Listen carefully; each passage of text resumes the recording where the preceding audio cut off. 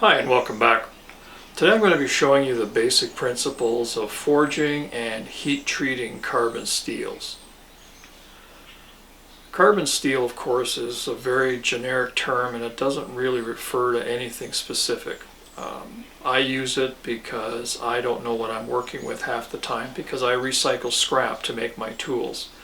So when I refer to carbon steel, I'm actually talking about a type of steel that's okay to make tools.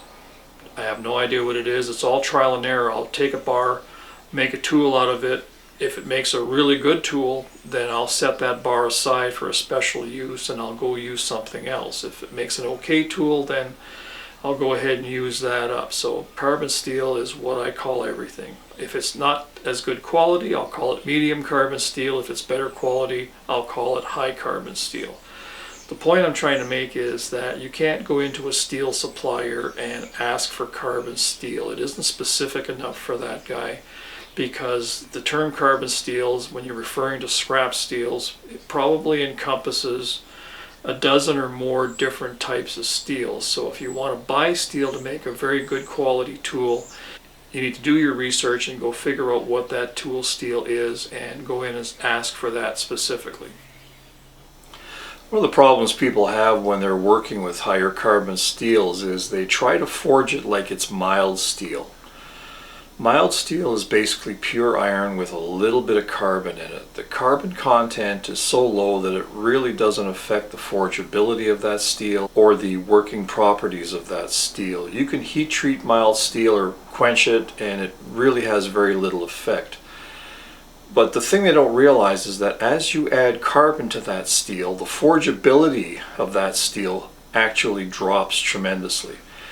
The carbon creates an internal structure in that steel that really resists change. It doesn't like it one bit. Even if you heat it, it doesn't like it, and it'll cause stresses within that metal. And those stresses might build to such a point that they won't be released or resolved in the heat treating process.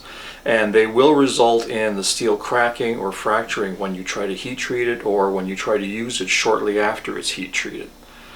So basically, you cannot treat carbon steels like it's mild steel. You can't take a 1-inch bar and forge it down to an 1/8-inch plate in one heat the way you can mild steel. It just won't let you do it.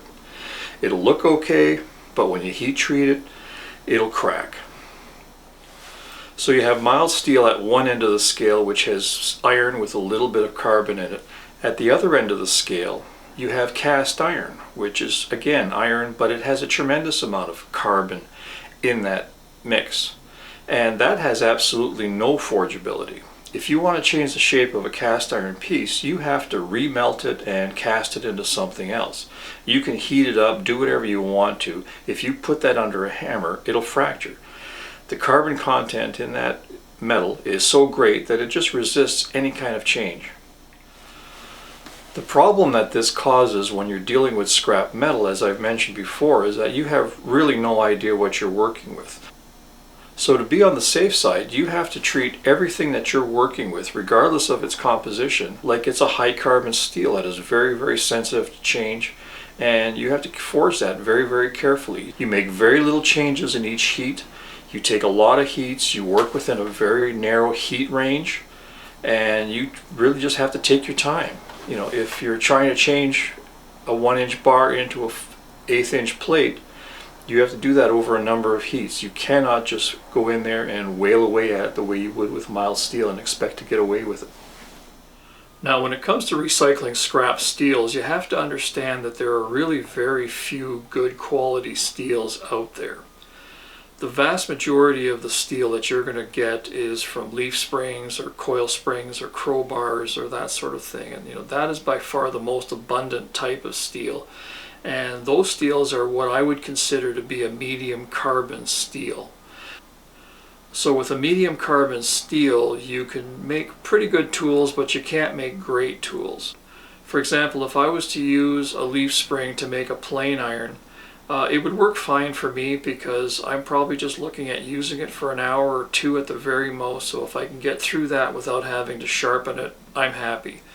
But if I made a plane iron out of a leaf spring and handed it to a woodworker or a cabinet maker that was expecting to use it for 6 or 7 hours a day or whatever, he wouldn't be happy with it because it would go dull. He'd have to resharpen it, and it would be a tremendous inconvenience for him. But for me, I just know that I have to sharpen it before I start using it. It'll last whatever job that I'm working with, and it's great. The availability of the steel far outweighs any of the problems that I might have to overcome by using the steel. I like recycling scrap steel because I like the idea that, I found a chunk of leaf spring on the side of the road, now it's a useful tool. I never get tired of that. But if that isn't what you're interested in, that's fine. The information in this video is still valuable. The heat treating process in the blacksmith shop is the same, whether you're working with scrap steel or whether you're buying new steel. It's all the same process. If it can be done in the blacksmith shop, this is how it's done. So if you're like me and you like making a bunch of tools and you don't want to spend a lot of money doing it, this is how you go about it.